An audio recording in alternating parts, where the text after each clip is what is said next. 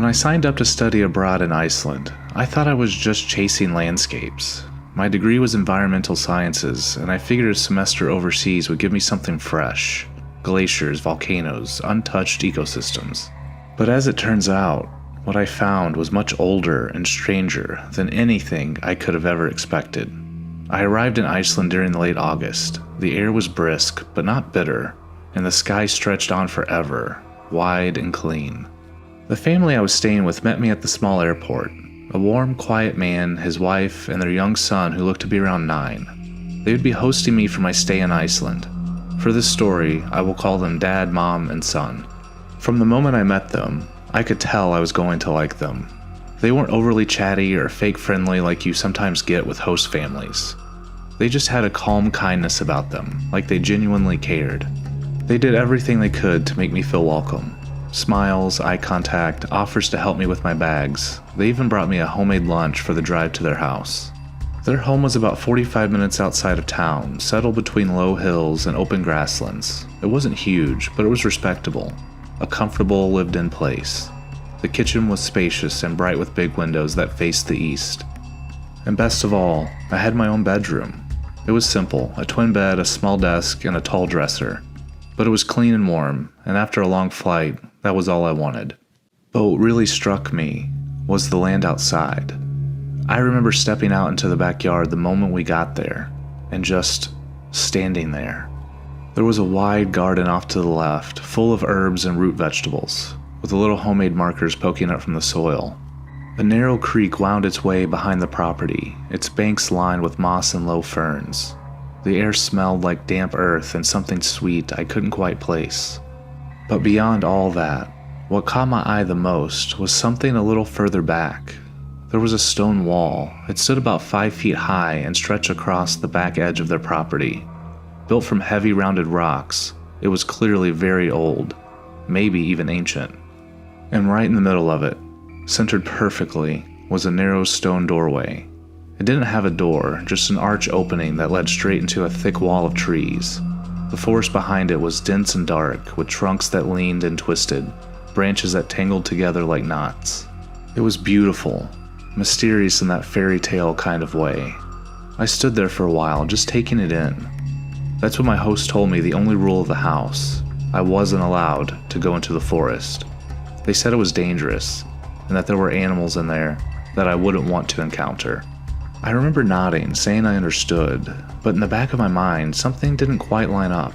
As far as I knew, Iceland didn't have any large predators, maybe some Arctic foxes, but those weren't known to stalk people. Still, I wasn't about to be rude. I respected their house, their land, their rules. Later that evening, Mom made dinner: roasted lamb, root vegetables, a thick bread that she baked herself. We sat around the table and chatted. They asked me about America, my school, and what I hoped to learn while I was here. It was the kind of conversation that made you feel at home. After a while, I excused myself, said goodnight, and went to get my room set up. That's when I noticed something outside. My window overlooked the backyard and gave me a clear view of the stone wall. At first, I thought I was imagining the movement, just the wind maybe, but no, it was Mom. She was walking slowly towards the forest, carrying a basket. I watched as she reached the stone doorway. From what I could tell, she took a few things from the basket and placed them at the threshold, right in front of the opening. Then she stood there for a moment, unmoving, before turning around and heading back towards the house. It struck me as odd, but I didn't want to overthink it. Maybe it was some kind of composting thing or food for wildlife.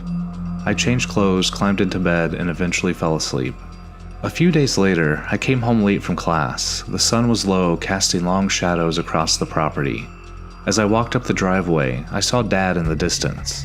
He was coming from the direction of the forest, and he was holding a basket, just like his wife had been. I said hello and asked what he was up to. He smiled and said he was just taking a walk. I pointed to the basket, curious, and asked what was in it. Without missing a beat, he changed the subject, asked how my day at school was going. I knew better than to press the issue. If he didn't want to tell me, he didn't have to. But the whole thing was starting to feel strange. That night, I couldn't stop thinking about it. I stood at the window for a long time, staring at the stone door, wondering what the family was doing out there. What were they leaving? Why were they so secretive? I wasn't an adventurous person by nature, but something about that forest was starting to dig under my skin. And then I saw it. Something small moved in front of the doorway. I blinked, leaned in closer to the window. It was too far away, and whatever it was too small to see clearly, but something was definitely there. It darted forward, paused, and disappeared into the trees again. I know how it sounds, but I swear it looked like a little person, not a child, something smaller, maybe 2 feet tall at most. It only lasted a few seconds, then it was gone. I told myself it was a bird, or maybe a rabbit, or maybe even a trick of the light. I got into bed, but I couldn't stop thinking about what I saw. The next morning over breakfast, I casually mentioned that I thought I saw something near the stone door the night before. Dad and Mom froze. Just for a second, but I saw it. They exchanged a glance. Then Mom said it was probably just the rabbits. She told me they sometimes left food out there for them. It kind of made sense. That would explain the baskets. But what I saw didn't look like a rabbit. Before I could say anything else, the son spoke up. He said they weren't rabbits. Immediately, Mom stood and told him to wash his hands and start his chores. He tried to argue, but she shut him down. The boy stormed off. I wanted to ask more, but clearly that wasn't the right moment. Later that day, I saw the son outside playing. His parents weren't around. He was sitting in the grass with a small collection of wooden toys, hand-carved horses, carts, and people. They were beautiful, intricate. Someone had spent a lot of time on them. I sat next to him and made small talk. Then, gently, I asked what he meant at breakfast, that they weren't rabbits. He hesitated. He looked around, then whispered that he wasn't supposed to talk about it. I promised him I wouldn't say anything to his parents. He said they were called the Huldufolk. I asked him what that was.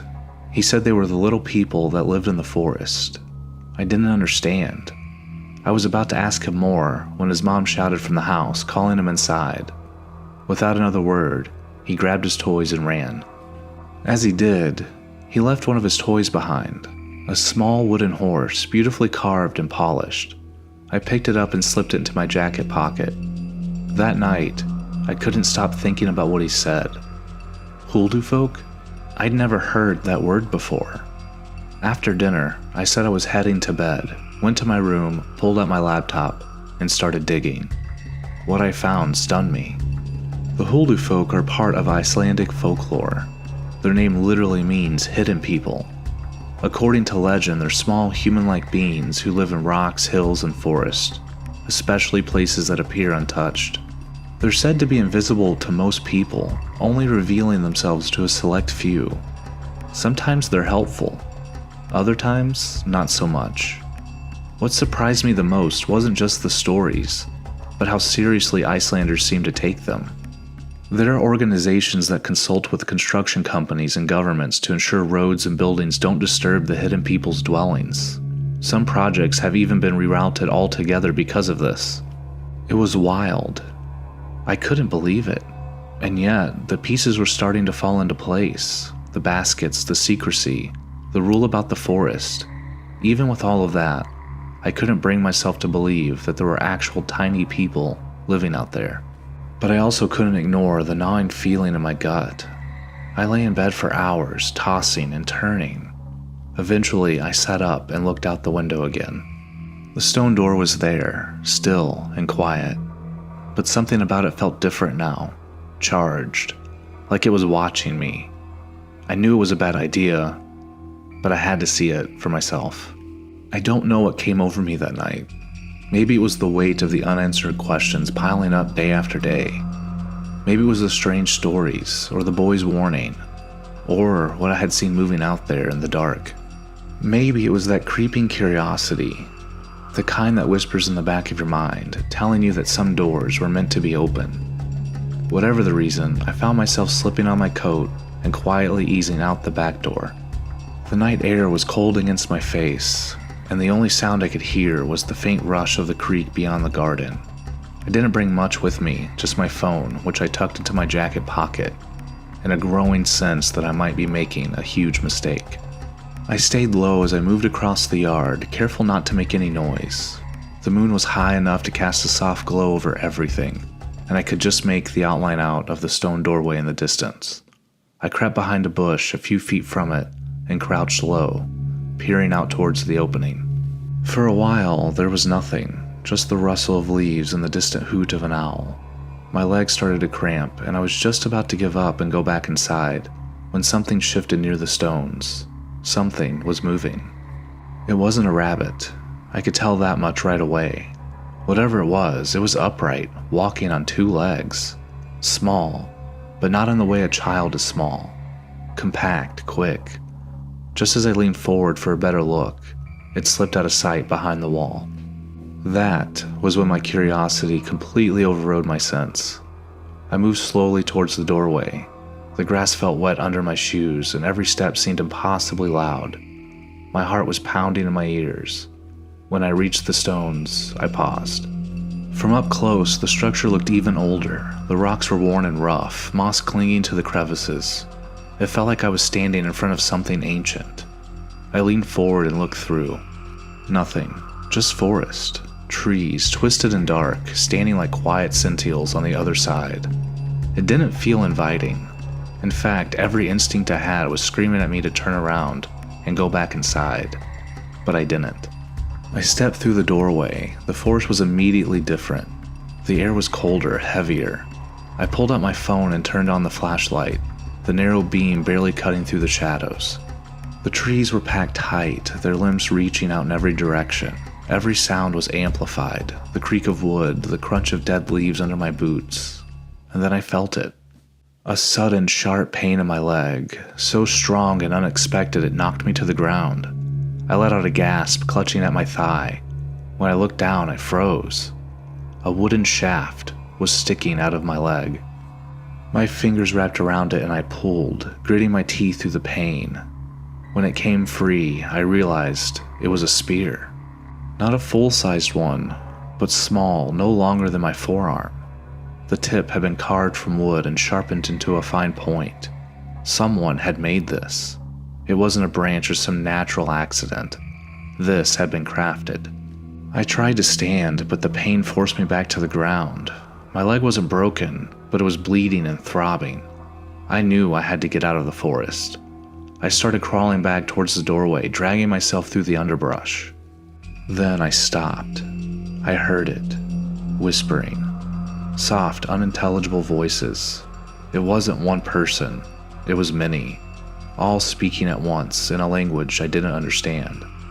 The whispers seemed to be coming from every direction, like the forest itself was speaking.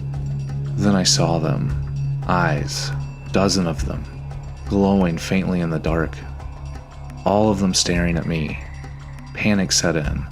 I forced myself to my feet, hobbling as fast as I could towards the stone wall. Then, another sharp pain, this time in my other thigh. I screamed, falling again. Another spear, just like the first. I pulled it out with shaking hands, the pain blinding. And then I saw him. A man, or at least something like a man. He stood maybe 2.5 feet tall. His skin was pale but weathered like old bark. His beard was long and black, reaching almost to his waist. His ears and nose were slightly too large, his features exaggerated like something out of a storybook. In his hand, he held another spear, the tip gleaming in the faint moonlight. He stepped forward and we locked eyes. There was something intelligent behind his gaze, not animal instinct, not wild aggression, something ancient, calculating. I don't know what he wanted. I don't know if he was going to kill me or drag me deeper into the woods, or worse. I reached into my jacket, fumbling around for anything I could use to protect myself.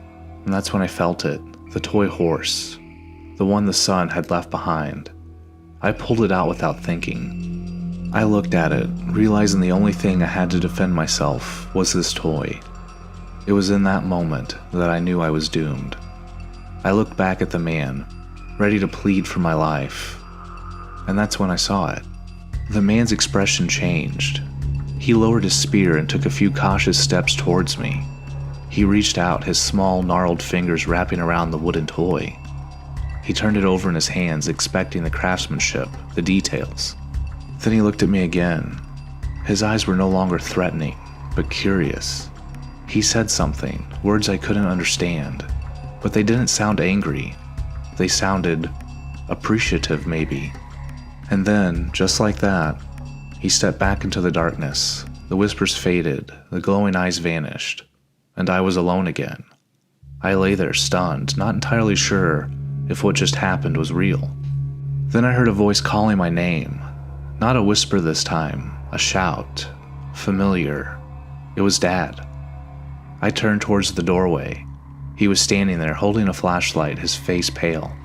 He ran to me, grabbing my arm and hoisting me up. We didn't speak, he just helped me limp back to the house. When we got inside, I collapsed into one of the chairs at the kitchen table. My pants were soaked with blood. Mom rushed in with the first aid kit, and together they patched me up, cleaning the wounds, wrapping them tightly. I kept apologizing, over and over again. Mom scolded me.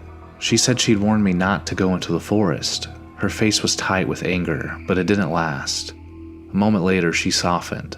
She said she was just glad I made it out alive. Dad sat beside me and asked a simple question. Why did it let you go? I told him how I had offered the toy to the bearded man in the woods. They stared at me, then they nodded. Mom said I was lucky. Lucky that I had it. Lucky that I thought to offer it. She said the Huldufolk accept gifts, but they don't tolerate trespassers. I never went back into that forest, not once, not for the rest of my stay. When I returned to the States, I never told anyone what happened. Not my classmates, not my friends, not even my family. But I think about it often. Sometimes when I'm walking through a park or hiking in the woods, I find myself glancing between the trees, wondering if something might be watching. I often try convincing myself that what I experienced wasn't real.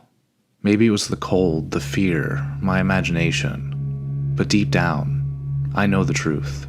There are places in this world we're not meant to step into, places that belong to something else. And when we do, we're lucky if all we lose is a drop of blood. I've never forgotten that forest, or the man with the spear, or the way he looked at that little wooden horse. It wasn't just a toy, it was respect. And out there, that's everything.